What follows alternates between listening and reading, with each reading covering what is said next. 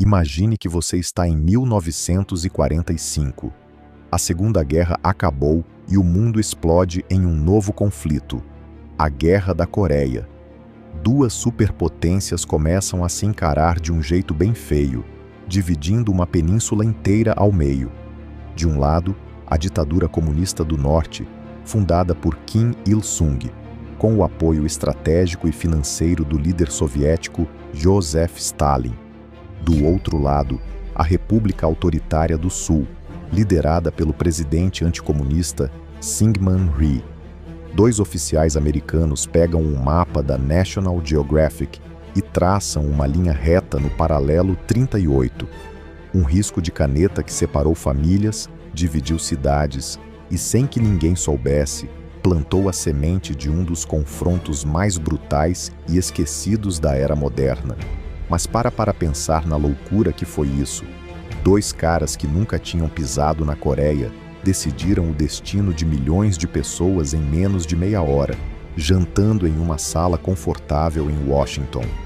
O povo coreano, que passou décadas sofrendo na mão do Império Japonês, achou que finalmente veria a liberdade. Em vez disso, viraram peões no tabuleiro da Guerra Fria. Por 5 anos, essa fronteira virou um barril de pólvora.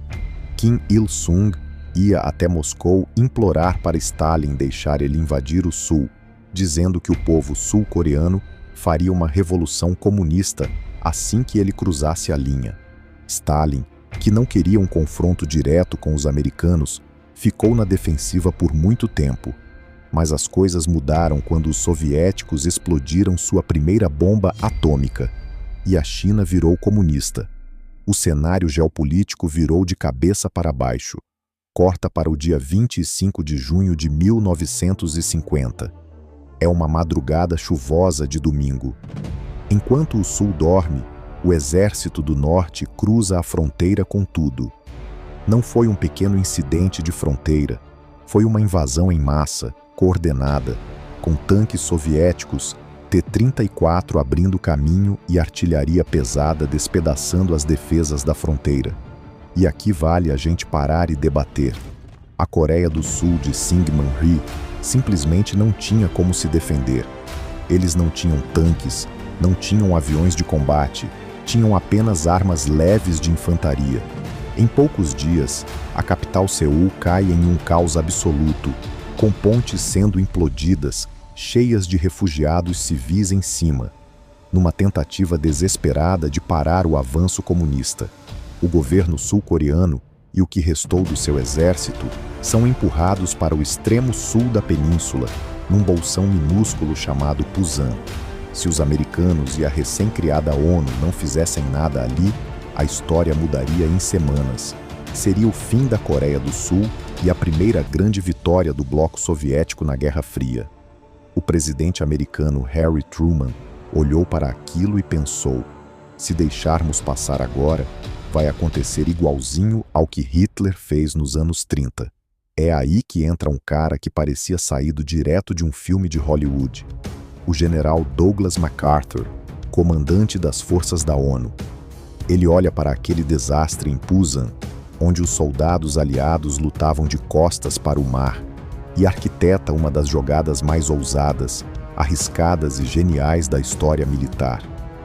Em vez de mandar reforços direto para a zona de combate para bater de frente, ele decide dar uma facada nas costas do inimigo. Ele planeja um desembarque anfíbio massivo em Incheon, uma cidade portuária perto de Seul. Cara, todo mundo na equipe dele achou que ele tinha enlouquecido. Incheon tinha marés traiçoeiras de mais de 9 metros, lamaçais horríveis e canais estreitos, onde os navios virariam alvos fáceis. A chance de dar errado era gigantesca, mas MacArthur bateu na mesa e disse que o elemento surpresa seria a arma perfeita, e funcionou. Foi um cheque-mate. As forças de Kim Il-sung são pegas de surpresa. Seul é recapturada em meio a combates urbanos violentos e o exército norte-coreano entra em colapso total, batendo em retirada desesperada de volta para o norte. Agora preste atenção em como o orgulho e a arrogância mudam o rumo das coisas.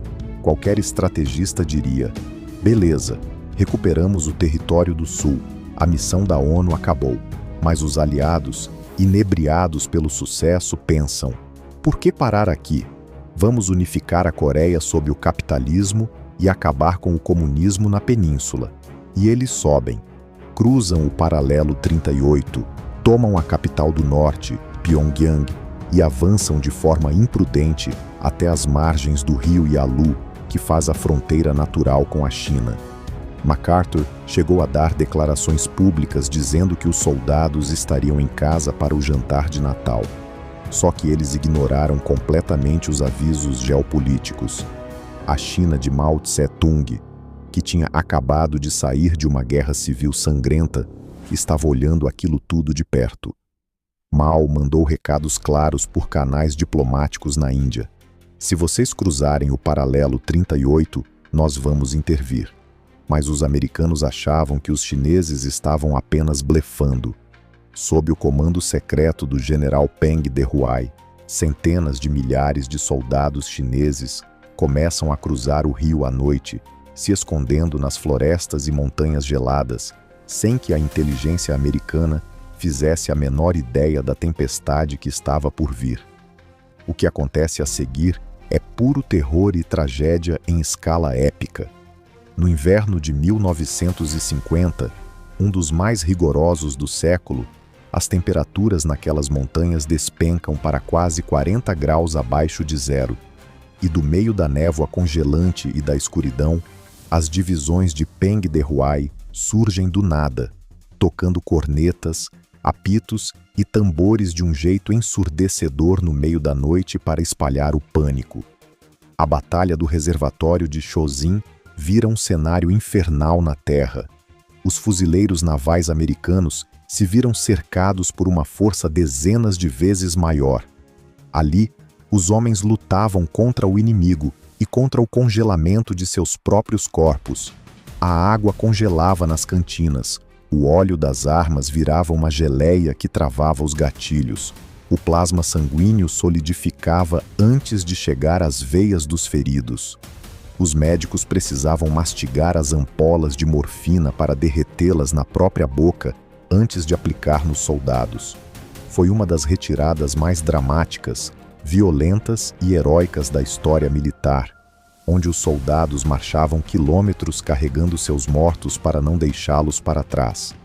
O fronte é empurrado de volta para baixo com uma violência brutal.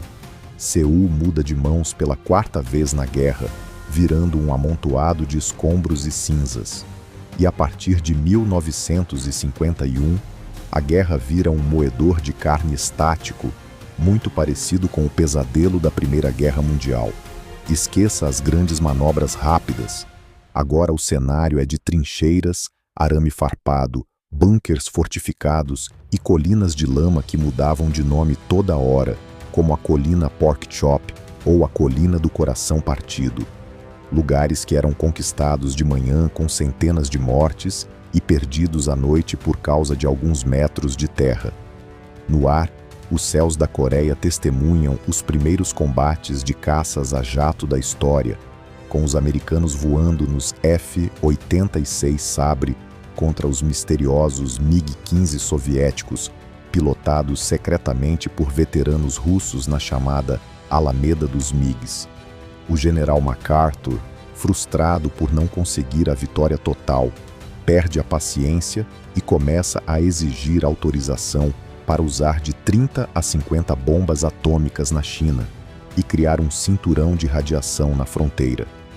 O presidente Harry Truman percebe que o general perdeu o controle e que isso causaria inevitavelmente a Terceira Guerra Mundial contra a União Soviética.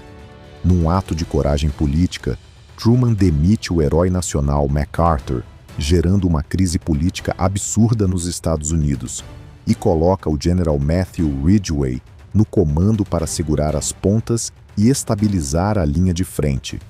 A partir daí, entramos em um impasse bizarro. Enquanto os diplomatas passavam 2 anos discutindo em mesas de negociação sobre como seria feita a troca de prisioneiros de guerra, milhares de jovens continuavam morrendo nas trincheiras por absolutamente nada. A população civil foi a que mais sofreu. A Força Aérea Americana despejou mais bombas e napalm na Coreia do que em todo o cenário do Pacífico na Segunda Guerra Mundial. Cidades inteiras do norte foram varridas do mapa, forçando a população a viver em cavernas subterrâneas. E qual é a ironia mais amarga e dolorosa disso tudo? O grande articulador dos bastidores, Joseph Stalin, morre de um derrame em março de 1953. Com a morte dele, o Kremlin perde o interesse em prolongar o conflito e decide puxar o freio de mão de Kim Il-sung. Pouco depois, em 27 de julho de 1953, com o recém-eleito presidente americano e herói de guerra Dwight D. Eisenhower no poder, os dois lados finalmente assinam um armistício em Panmunjom. Mas preste bem atenção nessa palavra. Armistício. Não é um tratado de paz, é apenas um acordo de cavalheiros para parar de atirar. E onde a linha foi desenhada? Praticamente no mesmo paralelo 38, onde a jornada começou 3 anos antes. Pensa no absurdo disso. 3 anos de um horror indescritível, mais de 3 milhões de mortos, a maioria civis inocentes, famílias destruídas, economias aniquiladas, tudo para voltar exatamente ao ponto de partida. Tecnicamente, as duas Coreias continuam em guerra até hoje. Aquela linha de caneta traçada às pressas por 2 oficiais em 1945 virou a zona desmilitarizada, uma faixa de terra cercada por campos minados, fossos antitanque e milhões de soldados armados até os dentes se encarando todos os dias. É a fronteira mais tensa, perigosa e vigiada do planeta, dividindo o mesmo povo em 2 mundos completamente opostos, que nasceram de uma cicatriz geopolítica que ainda sangra. É por isso que no Ocidente chamam esse conflito de a Guerra Esquecida, espremida entre a glória da Segunda Guerra Mundial e o trauma do Vietnã.